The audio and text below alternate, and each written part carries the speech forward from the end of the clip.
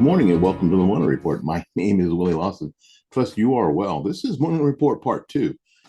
So we are, again, thrilled that you are here with us this morning. You probably already saw the first part, and hopefully the second part will mean something to you as well. My name is Willie Lawson. The Morning Report is a production of FightBackMedia.com, FightBackMedia.com, FightBackMedia.com, and FightBackMediaTV.com. Hope your Easter weekend was fantastic. Your resurrection Sunday was off the chain, and that you got some revelation that maybe that you didn't get before. We can always hope that from day to day that we understand more now than we did the day before. All right, let's get started here. You guys may not know this name. Her name, as a swimmer, her name is Riley Gaines. Riley Gaines is a swimmer at the University of Kentucky, I believe. And you heard that there was a match, a swim match, and she came in tied with Leah William Thomas from Penn, the dude who has been racing as a chick the past year because, well, they were aggressively average or aggressively below average racing as a dude. So he suddenly decides to race with the chicks. And of course, dominates, right? Dominates. Well, why? Because he's a dude. I just, I want to, get the this, I think, which is the official opinion or official position of Fight Back Media, and that if you're going to have women's sports or girls' sports, then they should be girls' sports or women's sports. It should not be what the NCAA and culture is trying to put on to women. It's interesting. Let's just talk about this for a minute before we get into the story. That you don't see a bunch of women deciding to play men's college basketball. Why? Because they're, generally speaking, shorter, generally speaking, not as strong, generally speaking, not as athletic as the top men. So you don't see that because science says they can't compete. Now, does that mean every single one of them? No, not at all. Not at all. That would be stupid. But for the most part, can they compete? No, not at all. Not at all. They cannot compete. And do you think they know? Do you think they know that? Do you think the biological women who identify with male pronouns know they can't compete? Well, yes. Yes, they do. They're not trying to play college football. They're not trying to play pro football. As a matter of fact, what they've done is in football, not in college football, but in pro football, there are women's leagues.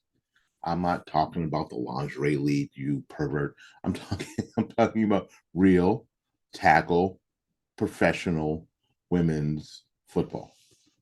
There's a team that was in Tampa that practiced not far from here.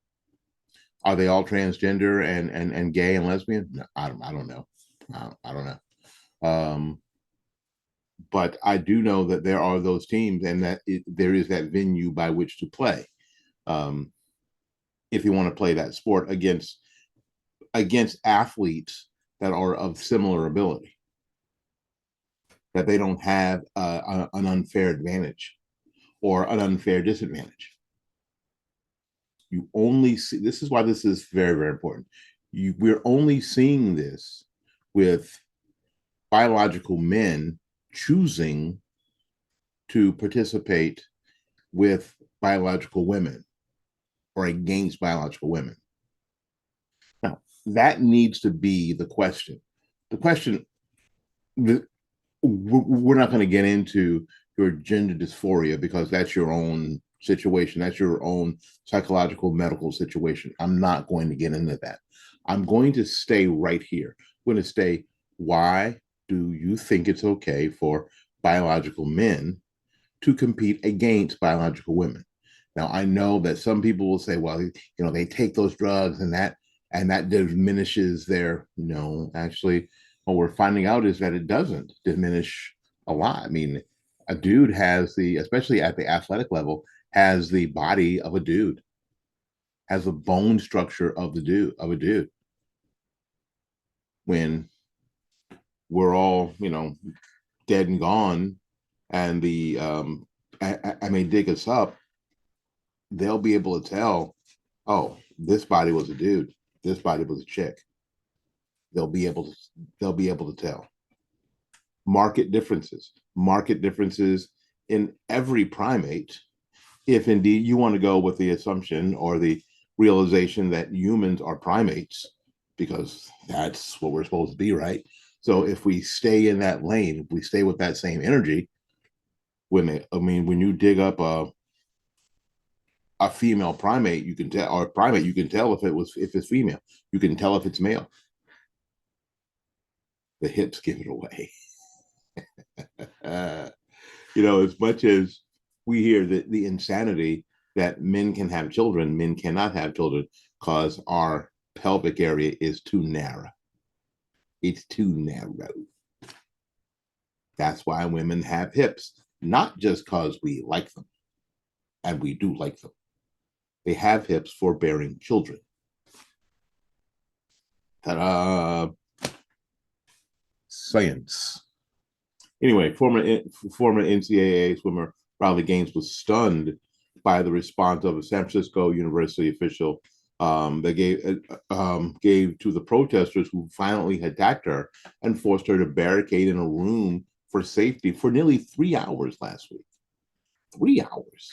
During the event where Gaines was speaking about her experience competing against biological male William Thomas, trans activists not only berated her, one allegedly hit her twice. They also demanded payment. And we're going to play a series of clips that we got from Twitter here in a little bit, and you'll be able to see how all this transpired here. Commenting on the incident, Jamala Moore, San Francisco State University, San Francisco State University Vice President for Student Affairs and Enrollment Management, praised the students, the protesters, for how they engage with Gaines. Here's what she said. Today, San Francisco State found itself again in the center of a national discussion regarding freedom of speech and expression. Okay, let me begin by saying clearly, the trans community is welcome and belongs at San Francisco State University. Further, our community fiercely believes in the unity, connection, care, and compassion as we value different ideas, even when they are not our own. San Francisco State, regularly noted as one of the most diverse campuses in the United States. This is what makes us Gators. Okay. Y'all know I got the Florida State going on. So immediately, if there's a San Francisco State University, that's the Gators. I'm like, anyway, and this is what makes us great. Diversity promotes critical discussions, new understandings, and enriches the academic experience. But we may also find ourselves exposed to divergent views and even views we find personally abhorrent. These encounters have sometimes led to discord, anger, confrontation, and fear. We must meet this moment and unite with a shared value of learning. Thank you to our students who participated peacefully in Thursday evening's event. It took tremendous bravery to stand in a challenging space. I am proud of the moments where we listened and asked insightful questions. I'm also proud of the moments when our students demonstrated the value of free speech and the right to protest peacefully. These issues do not go away. These values are very much at our core. This feels difficult because it is difficult. As you reflect, process, and begin to heal, please remember that these are people, resources, and services available ready to receive our Gator community, including faculty, staff members, coaches, and mentors who are here to support you. All right. Now we're going to put in some of the video so you can watch this peaceful protest. And what we're hoping to do is to keep things peaceful and make her lose her flight and move forward. Okay. Tell her to pay us. Tell her to pay us, and then she could go. $10 each.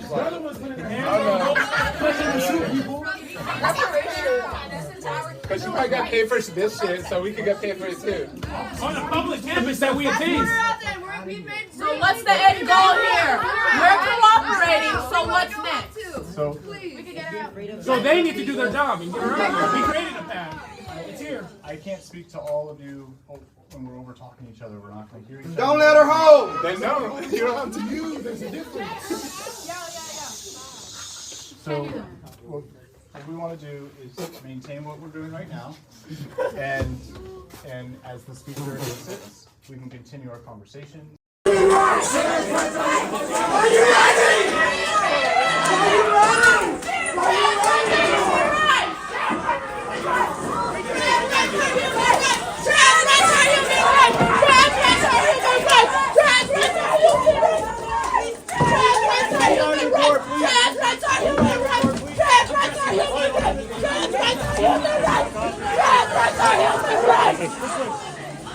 Yeah, you fucking transphobic bitch! I fucking see you! Trans rights are human rights! Trans rights are human rights! Trans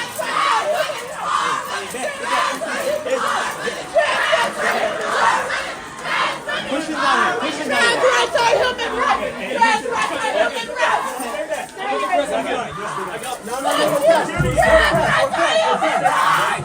Full respect. Safety net. I got this. Safety net. Trans rights are human rights! You crying! You fucking Nothing but love and flowers. Nothing but love and flowers and hugs and teddy bears. Let's all just sit quietly and sing Kumbaya, hold hands, pray together, meditate together. That's what you saw there, right? You didn't hear anybody calling for, she should pay us and we'll let her go. We didn't hear anything like that. We didn't hear anybody calling her, BITCH. We didn't hear any of that, did we? Oh, and my new subscriber who was upset with the language, I'm sorry again, but this is what's going on. And this is what we have to show people. We have to show people what's really going on and the level of what's really going on. Riley tweeted this afterwards. I'm sorry, did this just say peaceful? I was assaulted. I was extorted and held for ransom. The protesters demanded I pay them if I wanted to make it home safely. I missed my flight home because I was barricaded in a classroom. You must have different definitions of peaceful. And you saw the videos. I have no problem with peaceful protest game continued. I actually welcomed it. I was grateful to see a diverse crowd in the room during my speech, which I expressed multiple times. We had great dialogue and listened to each other, but that ambush was the opposite of peaceful. I'm not going to address, I'm not. Marjorie Taylor Greene's response, I'm not. Oil London did tweet, trans activist held Riley Gaines hostage after assaulting her and chasing her down. Riley had to lock herself in a room for fear for her life. They demanded money and payment, and you saw that, in exchange for the release of their terrified hostage. This is what's happening. And the comments here are well behind the curve. So much for tolerance. It's not about that. This is a violent takeover of the culture. This is a violent takeover of the culture. And unless we stand up at every turn, and it's exhausting because some things we don't care about. I don't drink Bud Light. I don't drink anybody's light beer. I don't drink any beer at all at this point. Why? Because I had all the beer already. I had all the beer. I drank all the beer. So I don't need the beer anymore. I don't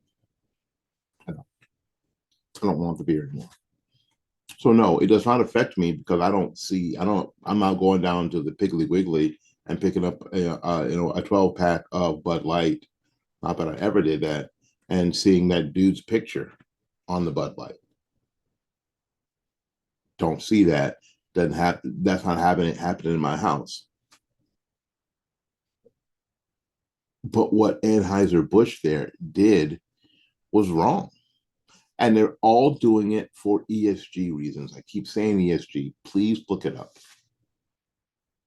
We're going to get an ESG expert on the program here before too long to let you know the evil of ESG. Evil, satanic, and greedy. My name is Willie Lawson. This has been the Morning Report. The Morning Report is a production of fightbackmedia.com, fightbackmedia.com, fightbackmedia.com, and fightbackmediatv.com. Until we see you again, go out there and learn something, love somebody, and for goodness sakes, y'all take care of yourself. We will see you when we see you. Peace.